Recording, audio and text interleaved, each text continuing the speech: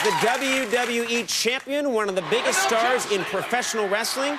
And now you can see him on ABC's Fast Cars and Superstars. Oh, my God. Gillette Young Guns Celebrity Race. Please welcome John Cena.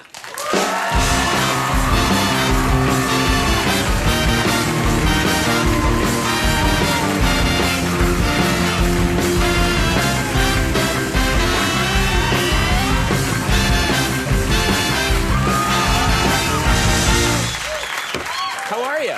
Excellent, man. How are you? I'm good. You know, I try and stay focused when I'm doing this show, but I was doing an announce while we were showing that clip. You picked up a gentleman who's 6 times larger than you. It seems like every time I'm on the show, I come with a clip of superhuman strength. Yeah. And you throw him to the... What's the name of that? Is there a name for that move? It is. It's called the FU. The FU. It's self-explanatory.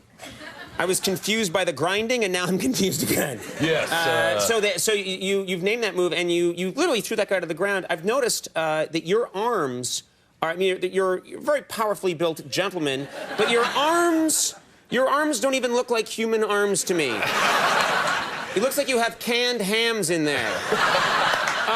You know, do you work out your arms disproportionately? Is that... believe it or not, like, that's something that I just always have had big arms. I mean, I work out my whole body once a week, at least once a week, but genetically, I guess I've always had big legs and big arms. So when you were born as a baby, you had these giant... Nothing but just quads and triceps. I came out of the womb. You came in. Goo! The doctor slapped you and you ripped his throat out. Crushing milk bottles, everything. Right, so that's something you have to be born with, that genetic predisposition. Yeah, I mean, everybody can become physically fit and gain good shape. But no, they can't. I've tried. I am here to tell you, I work out... No, I'm a pipe cleaner. I work out constantly, and I'm weaker just looking at you. You're sapping me of my strength. Most wrestlers wear spandex. You have done something interesting. You wear jean shorts. Yes, which is like... I get a lot of trouble from the industry that I've kind of reinvented the industry. I wear regular shoes rather than high patent leather boots, right. And I wear jean shorts rather than underwear like spandex tights. And I also don't put oil on my body. Right. I kind of put those three together, going out in high patent leather boots and wearing really skimpy spandex trunks and putting oil on yourself and rolling around with another guy. I'm not one to judge. Right. It's just not my cup of coffee. Right. Yeah. So you said, I'm going to put on short shorts. I'm going to go out, yeah, exactly. I'm going to go out there with the Daisy Dukes. Daisy Dukes? Reinvent the wheel. And high pumps.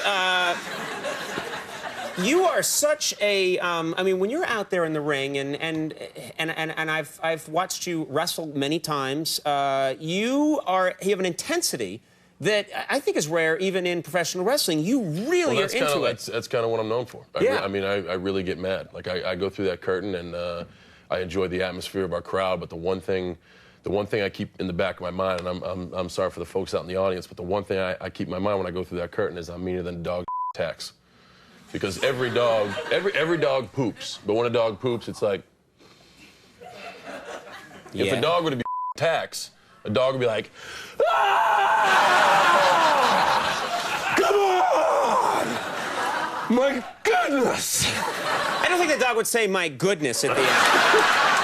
Well, you know, good heavens! But that's kind of the focus I get. That's kind of a little saying that was passed on to me, and I keep in the back of my mind. Well, so you get that intensity, and you sort of trick yourself into really hating that person. It's not a trick. I mean, these guys, I see. You really eat tax before you go out there?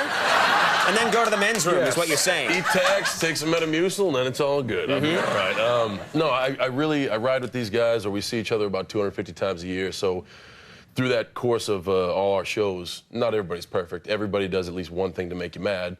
And when you get in the ring with one person or another, all you got to do is think of one thing they screwed up on, you know? Right. So if you were going to wrestle me, you would pick something that I did tonight that irritated you a little bit. You know what I mean? Like if I went like that or something, you would draw on that. You know, next time, you know, next time you fought me, you would... I'm kind of messed up with the sherbet-looking tie.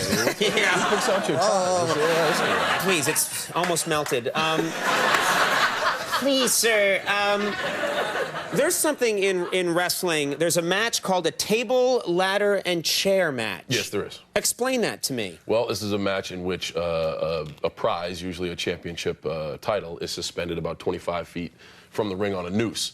To gain the title, you need to put a ladder in the center of the ring, climb 25 feet to the championship, unhook it, and you got the championship. On your way there, obstacles in your way contain tables, ladders, obviously, to climb and get the trophy, and chairs. All this stuff is legal within the rules, where in a normal match it wouldn't be.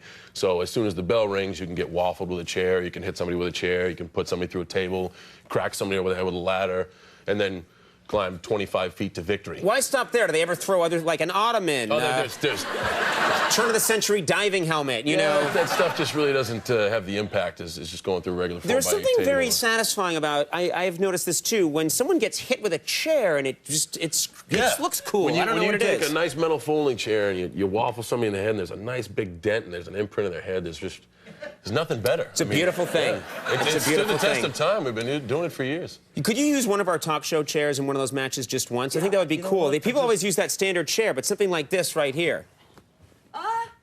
Oh, yeah, that's... It's not the same. It's not the same. It's just not You know, because of my hair, I didn't feel that. This is polyurethane. I want to mention something that is not comical, but important to mention, and this is a great cause. You're a spokesman for the Make-A-Wish Foundation. Yeah. And you've done a lot for this cause. I love that show. Yeah. Absolutely.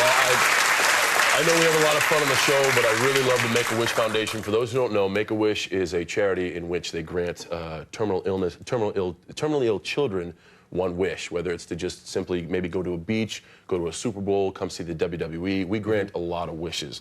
And we've hooked on with them on a project called Destination Joy.